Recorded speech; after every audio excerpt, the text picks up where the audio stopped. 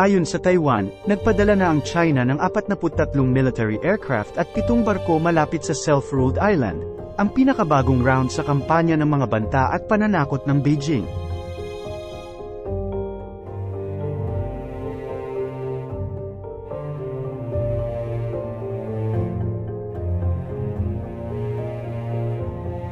Ayon sa Defense Ministry ng Taiwan, ang figure ay kasalukuyang para sa 24 na oras hanggang 6 a.m., 9 a.m. Australian Eastern Daylight Time, noong Miyerkules at 37 ng eroplano ang tumawid sa median line sa Taiwan Strait, na hindi na kinikilala ng China bilang isang impormal na divider sa pagitan ng mga panig.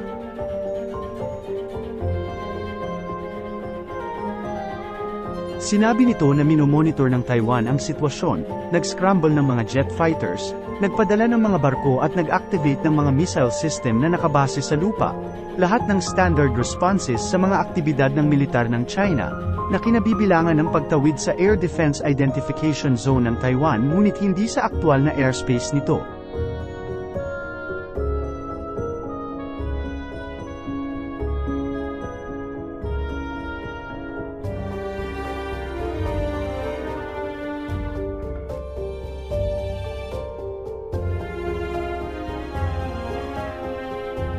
Ang naturang Chinese maneuvers ay naging mas madalas at agresibo mula nang bumisita sa Taiwan ang nooy US House Speaker na si Nancy Pelosi noong Agosto taong 2022.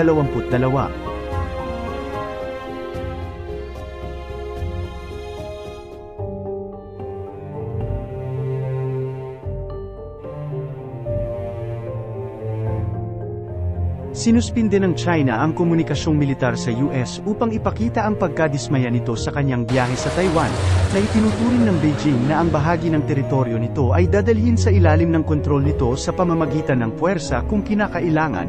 Ang mga manubra ng militar ng China ay nakikitang nilayon upang masira ang moral ng Taiwanese, nauubos ang mga piloto at iba pang tauhan nito at nauubos ang mga kagamitan nito.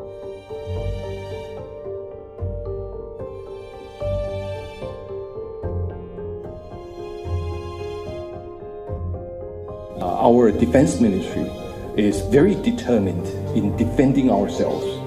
We are willing to defend ourselves and is without any question. And we will fight the war if we need to fight the war.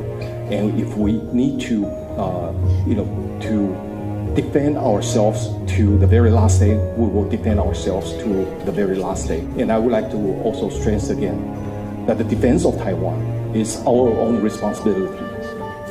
If we are not willing to defend ourselves, we do not have the right to ask other countries to sacrifice for Taiwan.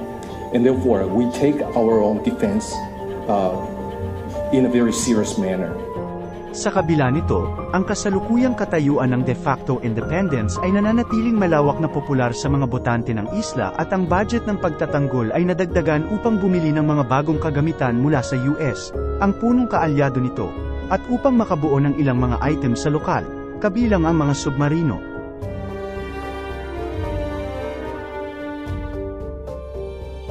Sa isang International Defense Forum sa Beijing nitong Lunes, inulit ng pangalawang opisyal ng militar ng China, si General Zhang Yuxia, ang mga banta ng pamahalaang Chino na gagantihan ang mga hakbang upang itatag ang formal na kalayaan ng Taiwan, na nagsasabi, kahit sino ang magtangkang hatiin ng Taiwan mula sa China sa anumang anyo, hindi kailanman papayag ang China at militar ng China na mangyari iyon.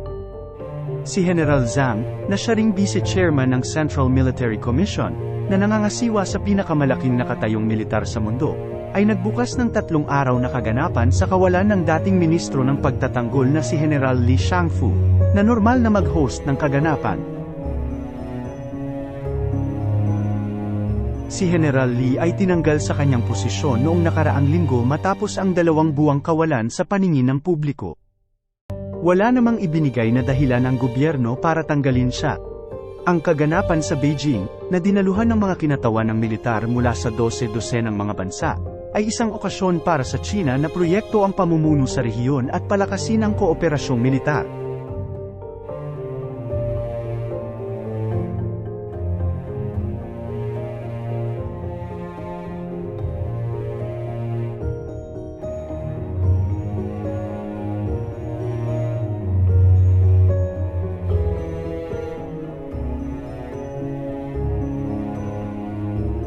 Sa tanda na pinag-iisipan ng Washington at Beijing ang posibleng pagpapatuloy ng dialogong militar, kinatawan ng Estados Unidos sa forum ng delegasyon na pinamumunuan ni Cynthia Carras, ang nangungunang opisyal ng US Defense Department sa China.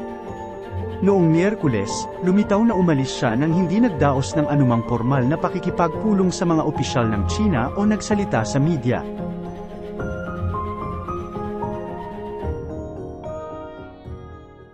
Abangan ang mga susunod pang kaganapan. Hanggang dito na lamang po. Salamat sa inyong panunood. Like, comment at subscribe.